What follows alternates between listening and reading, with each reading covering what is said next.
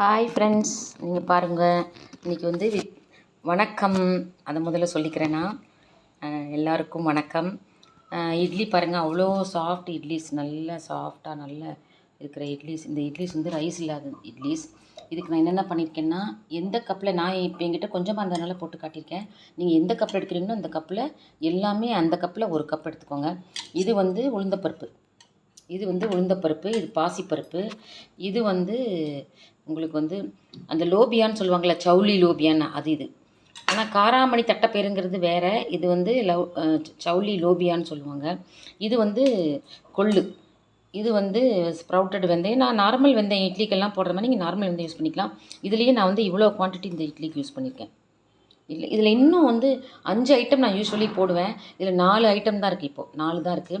இதுக்கு பதிலாக இப்போ இந்த பயிருக்கு பதிலாக இந்த இடத்துல வந்து நீங்கள் வந்து பாசிப்பயிறு யூஸ் பண்ணலாம், இல்லைன்னா பிளாக் சன்னா தால் யூஸ் பண்ணலாம், ராஜ்மா யூஸ் பண்ணலாம், எது வேணாலும் யூஸ் பண்ணலாம். ஏன்னா ப்ரோட்டீனுக்காக நீங்கள் இதில் எது வேணாலும் ஹோல் இது.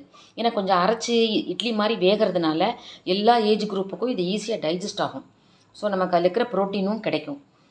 உங்களுக்கு தோசையாக ஊற்றினா கூட சில பேருக்கு ப்ளோட்டாக இருக்குது, வயிறு ப்ளோட்டாக இருக்குது, ஜாஸ்தி டைஜஸ்ட் ஆக மாட்டேங்குது, அந்த மாதிரிலாம் ஃபீல் பண்ணுவாங்க. பட் வேறஸ் இதில் பார்த்தீங்கன்னா அரைக்கிறீங்க, அரைச்சதுக்கப்புறம் நல்லா ஸ்டீம் ஆகிடுது.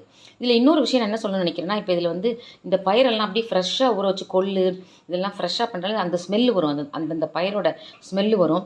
அந்த ஸ்மெல்லு வந்தால் சில பேருக்கு அது அந்த ராவை அரைச்சி இட்லி ஊற்றினா அந்த இட்லிலேயே அந்த லைட்டாக அந்த ஃப்ளேவர் இருக்கும், அது பிடிக்காது.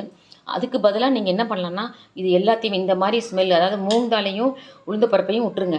இது கொள்ளு, அதுக்கப்புறம் இதுக்கு பதிலாக நீங்கள் வந்து பாசி பயிறு யூஸ் பண்ணிங்கன்னா அது ராஜ்மா எது யூஸ் பண்ணாலும் அதை மட்டும் நல்லா வறுத்துருங்க. கொள்ளு இதெல்லாம் வறுத்துட்டிங்கன்னா உங்களுக்கு அந்த பச்சை வாசம் வராது. வறுத்துட்டிங்கன்னா ஒரு நல்ல ஃப்ளேவர் வரும். ஸோ நிறைய அது இன்ட்ரெஸ்ட்டாக சாப்பிட்ருவாங்க. ஸோ யாரெல்லாம் ரொம்ப சென்சிட்டிவாக இருக்காங்களோ அவங்களுக்கு அந்த மாதிரி வறுத்துட்டு அப்புறமா நல்லா 4 மணி நேரம் ஊற வச்சுருங்க.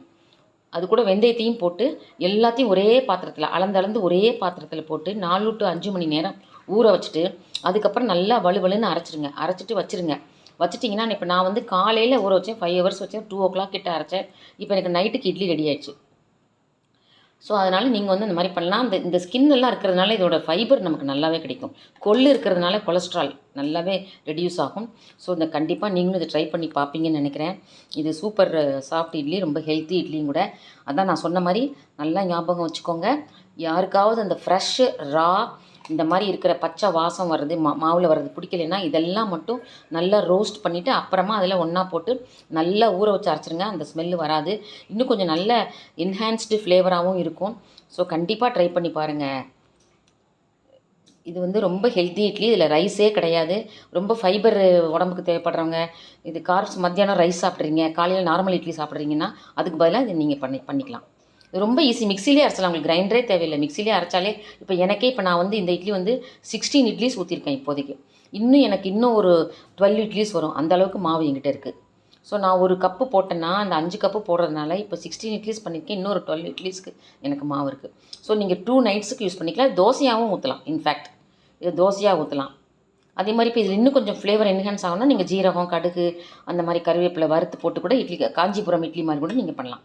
கொஞ்சம் ஃப்ளேவராக இருக்கும். ஏன்னா சில பேருக்கு இந்த மாதிரி ஸ்மெல்லாக இருக்கிறது பிடிக்காது. அதான் ரொம்ப சென்சிட்டிவாக இருப்பாங்க, ரொம்ப சூஸியாக பிக்கியாக இருப்பாங்க, அவங்களுக்கு இந்த மாதிரி பண்ணலாம். பசங்களுக்கும் அந்த மாதிரி வறுத்துட்டு ஊற வச்சு அரைச்சி கொடுத்திங்கன்னா ஸ்மெல் இருக்காது.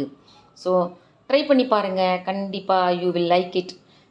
B healthy, stay healthy and stay happy. God bless you all. Bye from Lalita.